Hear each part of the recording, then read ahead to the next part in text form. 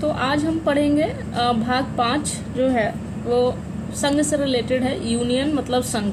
ये कहाँ तक है? ये आपके आर्टिकल 52 से लेके 151 तक है, याद रखेंगे संघ।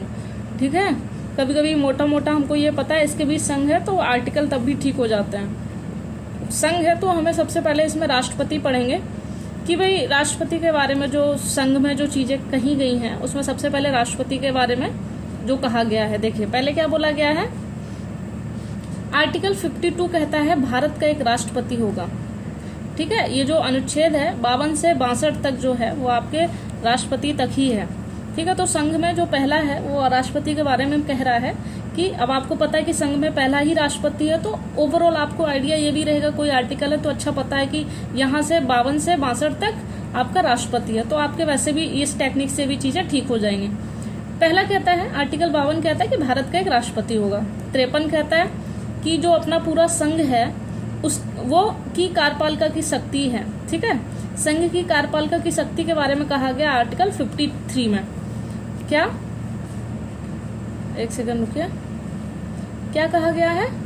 पेन चेंज कर लेते हैं।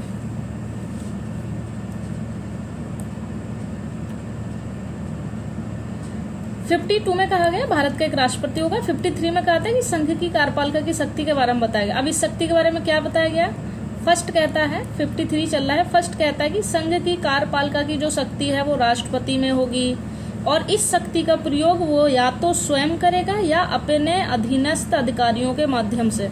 यहाँ इंपॉर्टेंट क्या है? राष्ट्रपति में निहित और या स्वयं या अधीनस्थ के माध्यम से। फिर 2 क्या कहता है कि राष्ट्रपति तीनों सेनाओं का सर्वोच्च होगा, तो पूरी शक्ति जो है वो राष्ट्रपति में है। यहाँ ये हो गया, सेना की शक्ति भी यही हो गई, वो तीनों सेनाओं का सर्वोच्च हो गया, तो इनडायरेक्टली ये जो सर्वोच्च होता है उसमें ही शक्ति रहती है, तो ये हो गया। 54 कहता है राष्ट्रपति का निर्वाचन।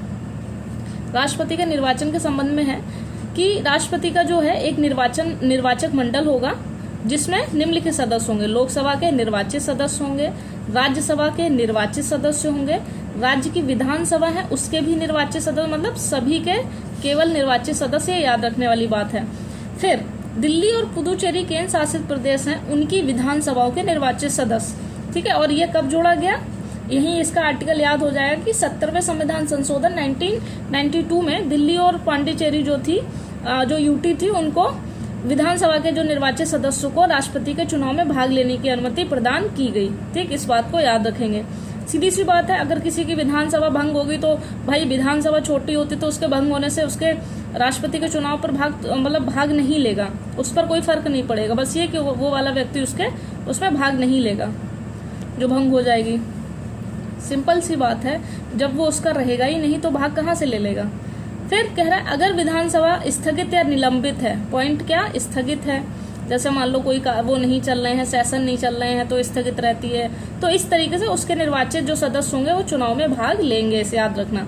राष्ट्रपति का निर्वाचन मंडल हमने कहाँ से लिया है? आयरलैंड से लिया है। विधान परिषद का कोई भी सदस्य राष्ट्रपति के चुनाव में भाग नहीं लेगा। ठीक है, याद रखेंगे इसको। अब राष्ट्रपति की निर्वाचन पद्धति कैसी होगी? 55 में निर्वाचन पद्धति, इसमें हम केवल मोटा मोटा पढ़ेंगे कि अप्रत्यक्ष रूप से होता है कि हमने ये चुने, ये मान लो हम हो गए, ठीक है, ये हमने चुने, अब यही राष्ट्रपति को चुनते हैं। ठीक है, विधानसभा के लोग है ना, और राज्यसभा लोकसभा तो ये सब ये चुनते हैं, तो इसलिए अप्रत्यक्ष हो गया। अनुपातिक प्रतिनिधित्व रहता है उसमें। ठीक है, अनुपात में।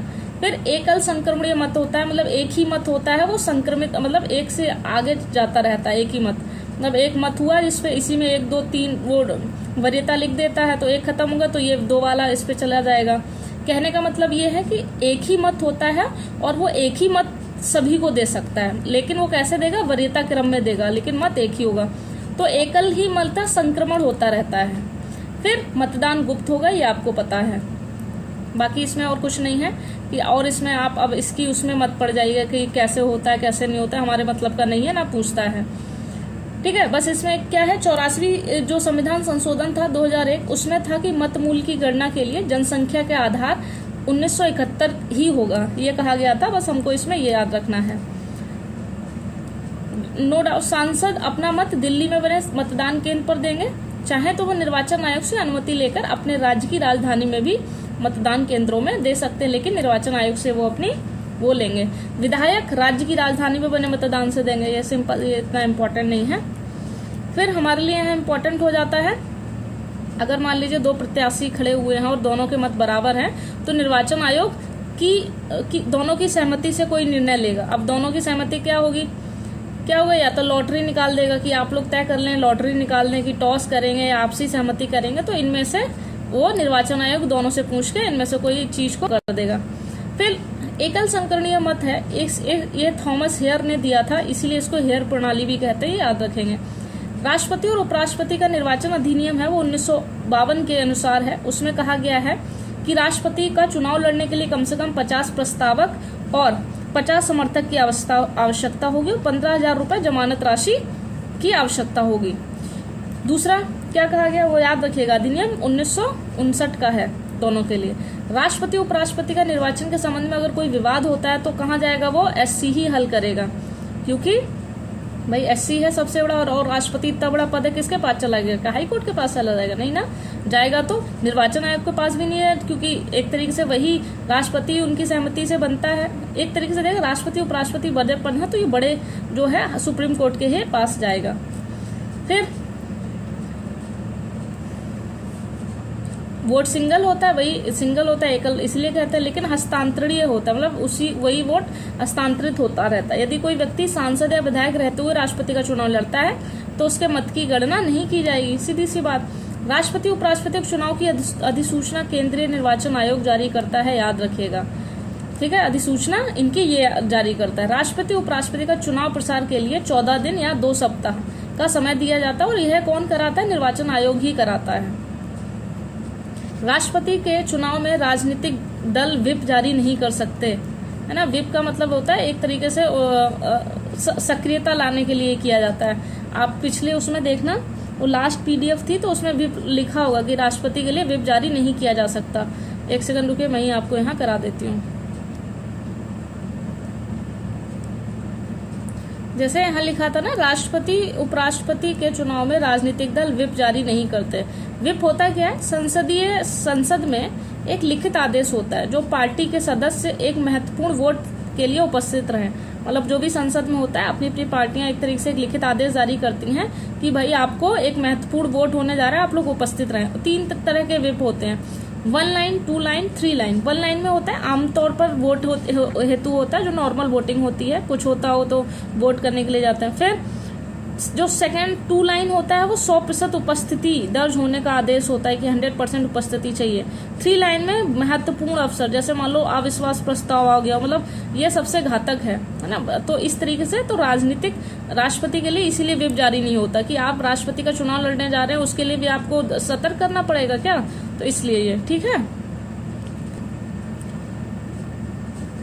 अब इधर आ जाएंगे, कार्यकाल आपका जो है 56 में दिया गया है। राष्ट्रपति का जो है वो पद ग्रहण की 5 वर्ष तक का रहेगा, और इसे अनुच्छेद 61 में अनुच्छेद 61 जो है महाभियोग के आधार पर ही हटाया जाता है। 61 अलग से दिया गया है जिसमें महाभियोग की बात की गई। राष्ट्रपति वह चाहे तो उपराष्ट्रपति को अपना त्याग पत्र दे सकता है, नो डाउट उपराष्ट्रपति इसका एक तरीके से मित्र टाइप का होता है। राष्ट्रपति अपने पद का कार्यकाल समाप्त होने के बाद भी तब तक बने रहेंगे जब तक कि उनका उत्तराधिकारी जो होगा वो पद ग्रहण ना कर ले। अब जैसे आपकी द्रौपदी मुर्मू हैं, अगर ये जब तक रहेंगे जब तक कोई दूसरा ना आ जाए, ठीक है, 5 साल के साथ इसको वो भी ऐड कर लिया जाएगा। फिर 56(2) हमारे लिए इम्पोर्टेंट है। अनुच्छेद 56(2) कहता है राष्ट्रपति उपराष्ट्रपति को अपना त्याग पत्र देते हैं तो उपराष्ट्रपति इसकी सूचना लोकसभा अध्यक्ष को देंगे। ये इम्पोर्टेंट आर्टिकल है कि राष्ट्रपति ने त्याग पत्र दिया, उपराष्ट्रपति, तो उपराष्ट्रपति अब इसकी सूचना किसको देंगे, लोकसभा अध्यक्ष को। फिर 57 इम्पोर्टेंट है, कहता है कि राष्ट्रपति पुनः निर्वाचित हो सकता है चाहे तो कितने भी बार, लेकिन हमारे यहाँ परंपरा है कि राष्ट्रपति 2 बार से ज्यादा अधिक राष्ट्रपति नहीं हो सकता। आज तक एक ही व्यक्ति थे जो 2 बार राष्ट्रपति बने, डॉक्टर राजेंद्र प्रसाद। योग्यता की बात करें तो ये लोकसभा के समान योग्यता रखते हैं, वही जन्मजात होना हमारे यहाँ पे जरूरी नहीं है, ठीक है, 35 वर्ष की आयु पूरी कर चुका हो, लोकसभा का सदस्य निर्वाचित होने की योग्यता रखता हो, ठीक है, संसद का नहीं, किसी लाभ के पद पर ना हो, 50 प्रस्तावक और अनुमोदक इसके समर्थन के लिए होने चाहिए। 50 लोग ऐसे हों जो इनके प्रस्ताव में साथ हो और उसके बाद 50 लोग ऐसे हैं जो इनको समर्थन दे सके।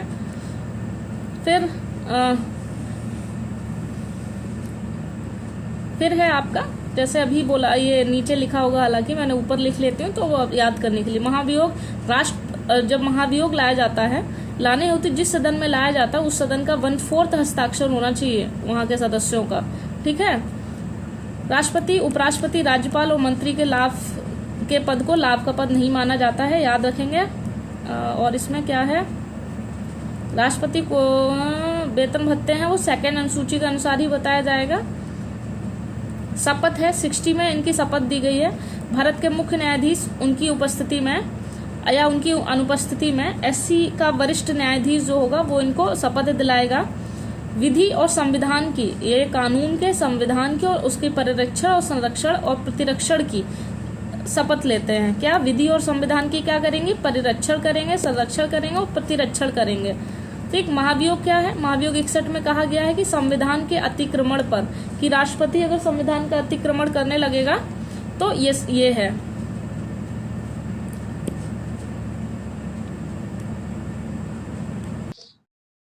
तो महाभियोग जो है आर्टिकल 61 में है। इसमें क्या होता है कि भाई संविधान का अतिक्रमण लगाया जाता है, बस एक यही आधार होता है। किसी भी सदन में लाया जा सकता है, जिस भी सदन में लाया जाएगा उसके कुल 1/4 सदस्यों द्वारा हस्ताक्षरित होना चाहिए, ठीक है। उसके बाद ये सब वो पहले के हैं, क्योंकि आपको मैंने बता ही दिए थे जब एक्ट पढ़ाए थे 1990 के तहत सचिव को, जो भारत सचिव को उसको नियुक्त करने का राइट मिला था। फिर तब वह सदन राष्ट्रपति पर संविधान के अतिक्रमण का आरोप लगाएगा। वो ऐसे आरोपों को सदन के कुल सदस्य संख्या का 2/3 बहुमत द्वारा पारित करेगा। तो क्या, जब उसे उस सदन में पास करना होगा तो 2/3 सदस्यों का जो बहुमत होगा उसमें। इस तरह पास होने का पहला सदन महाभियोग के प्रस्ताव को फिर दूसरे सदन भेजेगा, दूसरा सदन भी सेम वही करेगा, ठीक है। और जैसे ही अगर दोनों सदन में हो जाता है तो इसमें फिर राष्ट्रपति के साइन की जरूरत नहीं, क्योंकि राष्ट्रपति पे ही लाया गया है। उसके बाद उनको खत्म मान लिया जाता है कि उनका पद खत्म। महाभियोग के संबंध में संयुक्त अधिवेशन होने का कोई मतलब नहीं है। राष्ट्रपति पर महाभियोग लाने से पहले 14 दिन पहले बता देना चाहिए। राष्ट्रपति चाहे तो उसका बचाव स्वयं अपने प्रतिनिधि के माध्यम से कर सकता है। एक चीज, महाभियोग जो है वो अर्ध न्यायिक प्रक्रिया है। महाभियोग शब्द जो है केवल राष्ट्रपति के लिए यूज होता है। बाकी अन्य के लिए, जैसे आप कैग होते हैं, सुप्रीम कोर्ट, हाई कोर्ट के जज होते हैं, मुख्य निर्वाचन, इनके लिए महाभियोग जैसी प्रक्रिया यूज की जाती है। लेकिन केवल महाभियोग शब्द होगा तो वो राष्ट्रपति के लिए होगा, ठीक है। फिर महाभियोग अमेरिका से लिया गया है। विधानसभा के निर्वाचित सदस्य राष्ट्रपति के चुनाव में तो भाग लेते हैं, परंतु महाभियोग में भाग नहीं लेते, ठीक है। अब जो जिन्होंने चुना था, अब वो इनको हटाने में नहीं आएंगे। हटाने में जो नहीं चुने गए से विधान परिषद के सदस्य हो जाएंगे, इनमें भाग लेंगे। संसद के मनोनीत सदस्य, ठीक है, राष्ट्रपति के चुनाव में भाग नहीं लेते हैं, लेकिन महाभियोग में भाग लेते हैं, जैसे कि मैंने आपको पहले ही बताया था। आर्टिकल 62 कहता है राष्ट्रपति का कार्यकाल समाप्त होने से पहले नए राष्ट्रपति का चुनाव करा लेना चाहिए। अगर राष्ट्रपति की मृत्यु हो जाती है तो किसी कारणवश या पद रिक्त हो जाता है तो 6 माह के अंदर नए राष्ट्रपति का चुनाव करा लेना चाहिए। इस प्रकार नए राष्ट्रपति का चुनाव होता है तो उसका कार्यकाल फिर 50 वर्ष रहेगा। फिर उपराष्ट्रपति के बारे में हम पहले पढ़ लेते हैं, फिर उनमें डिफरेंस देखेंगे। उपराष्ट्रपति है 63 से 69 तक है। 63 कहता है भारत का एक उपराष्ट्रपति होता है। 64 कहता है उपराष्ट्रपति जो होगा वो राज्यसभा का पदेन सभापति होगा। जब वह उपराष्ट्रपति राज्यसभा का सभापति रहता है तो वह अन्य लाभ का पद ग्रहण नहीं करता है। उपराष्ट्रपति जब राज्यसभा का सभापति रहता है तो कोई अन्य लाभ का पद नहीं, केवल यही रखेंगे। अगर वह राष्ट्रपति के रूप में कार्यरत है तो सभापति के रूप में कार्य नहीं करेगा, एक ही कर सकता है, सीधी सी बात है, ठीक है। ना ही सभापति के रूप में वेतन लेगा, फिर वो उसे राष्ट्रपति वाला मिलेगा। 65 कहता है कार्यवाहक राष्ट्रपति के रूप में भी इनकी नियुक्ति हो सकती है। राष्ट्रपति के मान लिया अनुपस्थित है तो उपराष्ट्रपति को कार्यवाहक राष्ट्रपति बनाया जा सकता है। जब वो कार्यवाहक होगा राष्ट्रपति तो उसे उस हिसाब का वेतन भत्ते और सारी चीजें मिलेंगी, ठीक है। अगर हम वरीयता में देखें कौन बड़ा है तो राष्ट्रपति, फिर उपराष्ट्रपति, फिर चीफ जस्टिस, उसके बाद अन्य मुख्य न्यायाधीश आते हैं। कभी क्रम लगाने को आ जाए। 66 कहता है उपराष्ट्रपति का निर्वाचन, तो इनका जो निर्वाचन मंडल है वो संसद के सभी सदस्य करेंगे, चाहे लोकसभा के सभी सदस्य और राज्यसभा के, ठीक है। और जो इनका निर्वाचन है वो सेम वही रहेगा, ठीक है, कुछ इसमें अलग नहीं है। 65 वही आपको बता ही दिया। योग्यता के मैटर में इनका राज्यसभा के समान होना चाहिए, क्योंकि राज्यसभा के सभापति होते हैं। भारत का नागरिक हो, 35 वर्ष आयु पूरी कर चुका और राज्यसभा के सदस्य निर्वाचित होने की योग्यता रखता हो। 20 प्रस्तावक चाहिए इनके लिए, 20 प्रस्तावक और 20 समर्थक, ठीक है। ठीक है, दोनों के लिए 35 वर्ष की आयु है, तो ये हमें पता चल गया। त्यागपत्र जो त्यागपत्र होता है राष्ट्रपति उपराष्ट्रपति, उपराष्ट्रपति अपना राष्ट्रपति को दे सकता है। इनको राज्यसभा के संकल्प द्वारा हटाया जा सकता है, इनके लिए कोई महाभियोग जैसा कुछ नहीं होता है। कार्यकाल पता है 5 वर्ष रहता है। ठीक है, ये स्वयं भी राष्ट्रपति को अपना त्याग पत्र दे सकते हैं। अब इनको हटाना हो तो क्या होगा भैया, इनके मैटर में चूंकि ये राज्यसभा के हैं तो पहली बार राज्यसभा से ही ये प्रस्ताव लाया जाएगा। ठीक है, राज्यसभा के सभापति होते हैं। ठीक है, और ये राज्यसभा, उनको उपराष्ट्रपति कोई पद नहीं होता, राज्यसभा के रूप में ये चुने जाते हैं। तो इस हिसाब से देखा जाए तो ये राष्ट्रपति राज्यसभा में ही ऐसा कुछ लाया जाएगा। अगर हटाने का कुछ होगा, समस्त सदस्य जो होंगे बहुमत द्वारा, मतलब आधे से अधिक, ये साधारण बहुमत मतलब 50+1 वाला, इससे इनको हटाया जा सकता है। ऐसा पास अगर हो जाता है प्रस्ताव, फिर लोकसभा के पास भेजा जाएगा, लोकसभा भी सेम वही करेगी, दोनों को पास हो जाएगा तो राष्ट्रपति के पास भेजा जाएगा और सहमति प्रदान होते ही इनके ये पदमुक्त हो जाएंगे। ठीक है, राष्ट्रपति को हटाने के लिए संविधान के अतिक्रमण की आवश्यकता नहीं है, अपना बचाव सदन में कर सकता है, महाभियोग महाभियोग जैसी प्रक्रिया की आवश्यकता नहीं है। ठीक है, फिर 68 कहता है राष्ट्रपति का कार्यकाल समाप्त होने से पहले उपराष्ट्रपति का चुनाव करा लेना चाहिए, ये हर किसी में रहता है। पुनर्निर्वाचन के संबंध में संविधान मौन है 2 बार परंपरा के अनुसार। 69 इनकी शपथ के बारे में कहता है कि ये शपथ होगी 69 में। ठीक है, इनके कार्य क्या है, राज्यसभा के सभापति के रूप में 64 के तहत, 65 में कार्यवाहक राष्ट्रपति और सूचना देने का कार्य 56(2) में है। उसके बाद उपराष्ट्रपति सदन का सदस्य ना होते हुए भी राज्यसभा की अध्यक्षता करता है ना, जैसे लोकसभा अध्यक्ष होता है वो उस सदन का होता है, फिर उसमें से चुना, लेकिन ये क्या होता है, सदन का सदस्य नहीं होते हुए वो राज्यसभा का अध्यक्षता करता है। राज्यसभा में सभापति का पद तो है लेकिन चुनाव नहीं होता है। ठीक है, क्योंकि हम उपराष्ट्रपति को उठा के सभापति बना लेते हैं। उपराष्ट्रपति की मृत्यु और ये सब हो जाने के बाद जो होता है उसका पद खाली रहता है। सभापति की अनुपस्थिति में उपसभापति राज्यसभा की अध्यक्षता करते हैं। ठीक है, और लेकिन उपराष्ट्रपति की अनुपस्थिति में उपसभापति उपराष्ट्रपति के रूप में कार्य नहीं करते। मतलब क्या, सभापति की अनुपस्थिति में उपसभापति तो राज्यसभा की अध्यक्षता कर सकते हैं, लेकिन पता चले उपराष्ट्रपति की अनुपस्थिति है तो उपसभापति उपराष्ट्रपति के रूप में काम नहीं करेंगे। इस बात को याद रख लीजिएगा। उपराष्ट्रपति का पद अमेरिका से लिया गया है। ठीक है, फिर इसमें क्या कहा गया है, वही निर्वाचन में कोई विवाद होता है तो सुप्रीम कोर्ट ही जाएंगे। चुनाव को अवैध घोषित करता है तो अवैध चुनाव घोषित होने के दिन कह रहा है, अगर सुप्रीम कोर्ट जो है अवैध घोषित कर देता है चुनाव को, तो अवैध घोषित होने के दिन के पूर्व में जो भी काम इनके द्वारा किया गया वो वैध माना जाएगा। अगर किसी की विधानसभा भंग है तो उपराष्ट्रपति के चुनाव पर कोई प्रभाव नहीं पड़ेगा, हमेशा याद रखिएगा। ये वो वाला सिस्टम हो गया कि इतनी बड़ी वो है, मतलब पूरी फैमिली है और दूर की चाची ना आए तो क्या शादी रुक जाएगी? नहीं, कोई मतलब नहीं है ना। तो जो दूर की चाची की शादी का मतलब क्या है, विधानसभा भंग है तो उससे कोई मतलब नहीं होगा, तो शादियां नहीं रुक जाएंगी। फिर हम एक बार उनका कंपैरिजन कर लेते हैं, तुलना कर लेते हैं। राष्ट्रपति 52 से 62, उपराष्ट्रपति 63 से 59, 50-50 प्रस्तावक। ठीक है, और इनके 20 थे, 20 प्रस्तावक होंगे। निर्वाचन जो है 4 निर्वाचित सदस्य, सभी 4 निर्वाचित होंगे, और इनके वो 2 निर्वाचक मंडल होगा जो सभी होंगे, जो अभी आपने पढ़ा था राज्यसभा और लोकसभा के। महाभियोग द्वारा हटाया जाएगा, इनको संकल्प पारित किया जाएगा, किसी भी सदन में लाए, ये राज्यसभा में लाएगा। लोकसभा सदस्य की योग्यता हो, ये राज्यसभा के समान योग्यता हो। 60 में है इनकी शपथ, इनकी 69 में।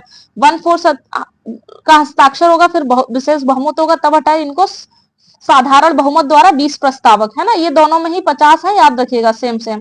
ठीक है, यहाँ हटाने में 20 है प्रस्तावक, इस बात को याद रखेंगे, और ये प्रस्तावक 50-50 सेम रहेंगे। संविधान का अतिक्रमण ये आधार होता है, इनमें ऐसा कोई आधार नहीं होता। 6 महीने के भीतर चुनाव करा लिया जाएगा, और ये कार्यकाल के दौरान ही यदि पद खाली है तो शीघ्र हो सके तो चुनाव करा लेना चाहिए, इस तरीके से है। तो उपराष्ट्रपति हो गया हमारा, हमें उपराष्ट्रपति में इतना ही पढ़ना है। राष्ट्रपति की जो शक्तियां हैं वो इंपॉर्टेंट हो जाती है। पहली शक्ति है राजनयिक या कूटनीतिक शक्ति। राजनयिक का मतलब क्या है कि भाई राष्ट्रपति के नाम से जितनी भी चीजें हैं, राजनीति की जितनी भी चीजें हैं या फिर अंतरराष्ट्रीय स्तर पर जितनी भी चीजें हैं वो राष्ट्रपति के नाम से होंगे। तो भाई अंतरराष्ट्रीय संधियां और समझौते जो भी किए जाते हैं वो राष्ट्रपति के नाम से किए जाते हैं, और राष्ट्रपति इनके लिए व्यक्तिगत रूप से उत्तरदायी नहीं होता, ये पद होता है तो ये सामूहिक रूप से एक तरीके से कहता है, वो पूरे देश का प्रतिनिधित्व कर रहा होता है। राष्ट्रपति के नाम से ही विदेशों में राजदूत और उच्चायुक्त की नियुक्ति की जाती है, राष्ट्रपति के नाम से ही ये कार्य करते हैं। राष्ट्रपति विदेशों में अपने देश का प्रतिनिधित्व करता है, और उपर्युक्त जो अधिकार है वो राज्यपाल के पास नहीं है। ठीक है, सैनिक शक्ति क्या है इनकी, हमने आपको पढ़ा था 53(2) में बोला गया था, तीनों सेनाओं को सर्वोच्च युद्ध और शांति की स्थापना घोषणा करता है ये। सेना न्यायालय ने अगर दंड दिया है तो उसको भी माफ करने के पास इसकी शक्ति है, और सेना अध्यक्षों की नियुक्ति करता है ये। फिर 51 में कहा गया है, वही आपको बार बार ये ऊपर वाला लिखा रहता है, वो मेरे खुद का लिखा हुआ होता है जिसको मैं पढ़ा चुकी हूँ। परमाणु कार्यक्रम जो भी होगा उसमें राष्ट्रपति को अधिकार नहीं है, उसमें अधिकार कैबिनेट जो वाली पीएम की जो कैबिनेट है उसको है। ठीक है, राज्यपाल को भी प्राप्त नहीं है। कार्यपाल के अधिकार देख लेते हैं, कार्यपालिका के संबंध में क्या क्या है। वही पहला तो ये कि 53(1) में कहा गया कि कार्यपालिका की शक्ति राष्ट्रपति में नहीं, तो या तो स्वयं करेगा आपने और या उनकी सलाह पर अधीनस्थों की। 77 में कहा गया है, 74 में कहा गया है कि समस्त कार्यपालिका शक्ति का संचालन कार्य राष्ट्रपति के नाम से किया जाता है। ठीक है, सभी निर्णय राष्ट्रपति के निर्णय माने जाएंगे। ठीक है, और व्यक्तिगत का तो कोई मतलब ही नहीं है।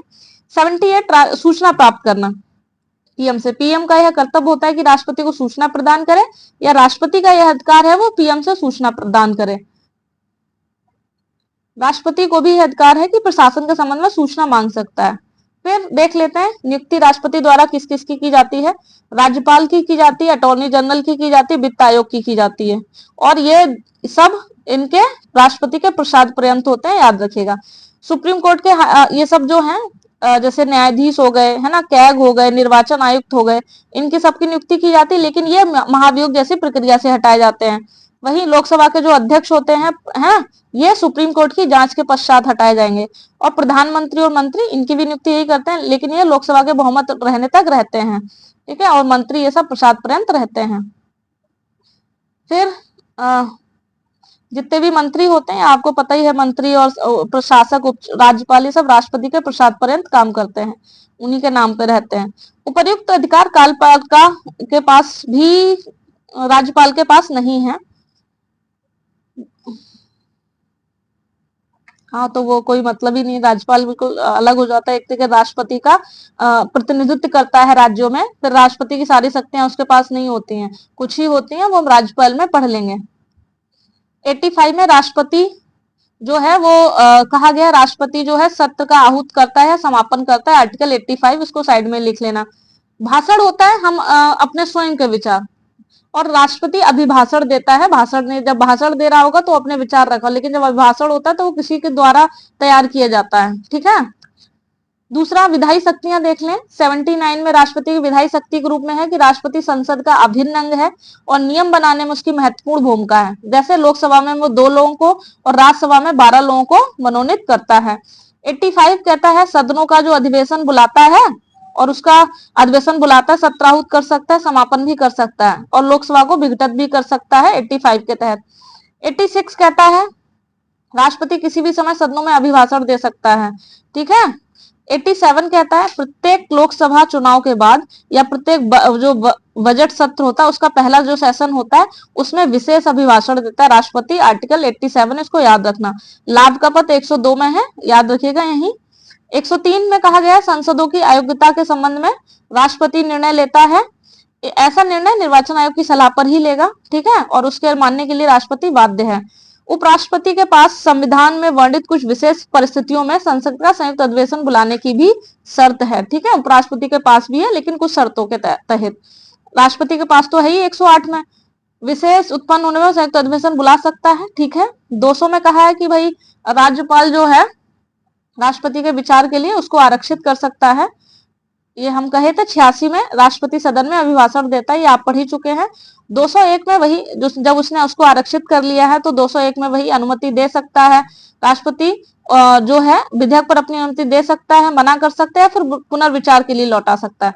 क्योंकि राज्यपाल ने इसको, जैसे ये था किसी ने दिया इस सदन ने, राज्यपाल ने रखा और फिर राष्ट्रपति के लिए, जब ये वाली प्रोसेस होगी तो पुनर्विचार के बाद भी विधेयक अगर आता है तो राष्ट्रपति अनुमति दे सकता है, मना कर सकता है, या फिर वीटो पावर का यूज कर सकता है इसमें।